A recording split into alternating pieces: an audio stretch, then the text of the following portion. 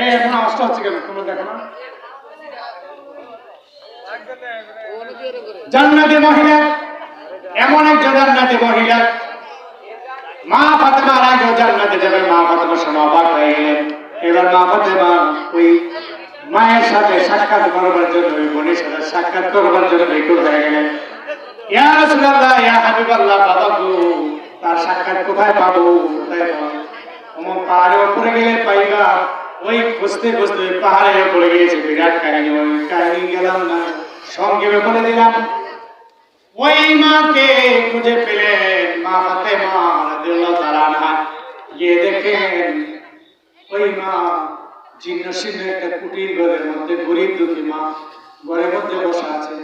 সালাম দিলেন, সালামের জবাব পাইলেন।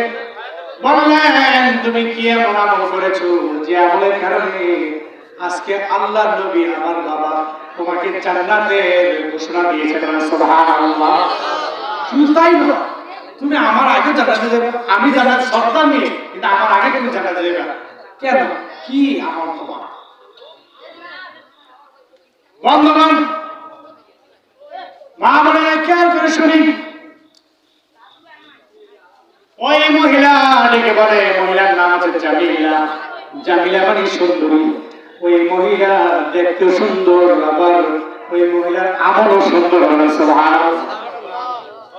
ওই মহিলা ডেকে বলে, ফাতেমা গো, আমি তেমন কোন আমল করি না। আমি আমার এক নাম্বার কথা হলো, আমি আমার স্বামীর কথা ছাড়া আমি ঘর থেকে বের হই না। সুবহানাল্লাহ। এমনকি আমার মা বাবার বাড়িতে যাই না। স্বামীর কথা ব্যতীত আমি মা বাবাকে দেখতে যাই না। আমার স্বামী মাঝে মধ্যে হুকুম করলে, অর্ডার করলে আমি যাই। তাহলে দেখেন কত সুন্দর মহিলা, কত সুন্দর আমলের অধিকারী মহিলা, স্বামীর কথা ছাড়া বের হয় না। আর আজকালকার এমন মহিলা আছে, বাজারে দিতে না গেলে ঘরে আপনাকে জায়গা দেয় না। বাজার করতে যায়, সদাই পছন্দ হয় না। আপনি সদাই করেন, কি মাছ আনছে? পচা মাছ। ভালো মাছই আনছেন, কিন্তু হয়তো চোখে লাগে গেল। কি মাছ আনছে, কি তরকারি আনলা? বাজারে সবচেয়ে কম দামি জিনিসটা তুমি আমার বলে মাছ এটা বলেন।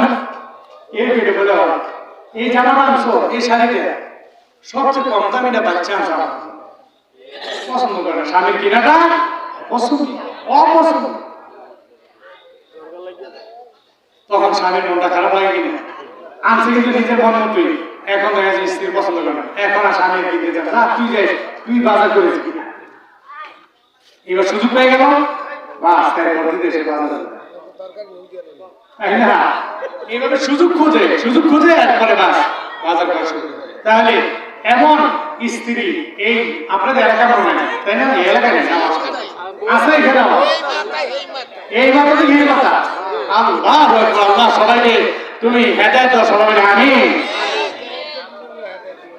অনেক মাপনা করতে হুজুর এতক্ষণ ভালোই অসুস্থ, এখন তো আমাকে বিরুদ্ধে করতেছে।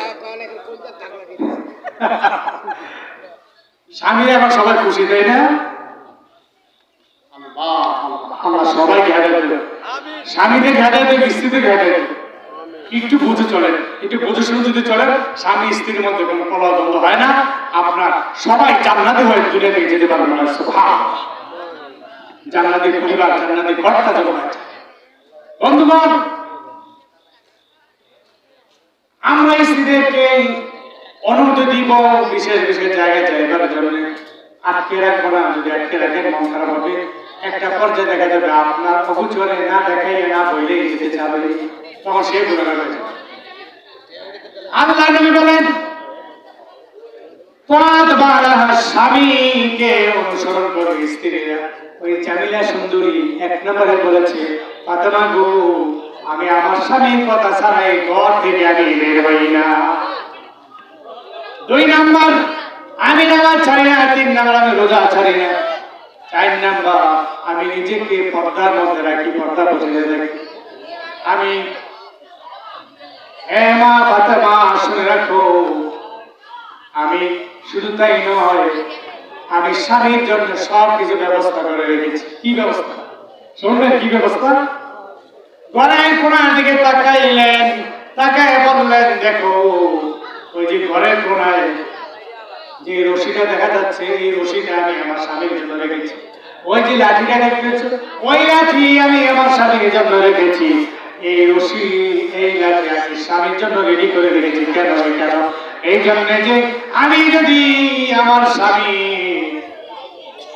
অবাধ্য হয়ে যায়, স্বামী কোনো কথা যদি অমান্য করি, স্বামী যদি আমার মধ্যে রাগ হয়ে যায়, তাহলে ওই স্বামী যেন দৌড়ে আমার রাগ করে যেন রশি খুঁজতে না হয়। আমি রশি দিয়ে রেখেছি, ওই রশি দিয়ে বেঁধে আমাকে তারপরে ওই লাঠি আমি রেডি করে রেখেছি। ওই লাঠি দিয়ে আমাকে কি জন্য, এই জন্য আমি রশি এবং লাঠি রেডি করে রেখেছি। ফাতেমা গো, আমি আমার স্বামী এমন অনুসরণ করি, বলেন সুবহানাল্লাহ। এবার বুঝে গেলেন ফাতেমা কেন এই মহিলা আমার আগে জান্নাতে যাবে, কেন যাবে, এই মহিলা কেন যাবে?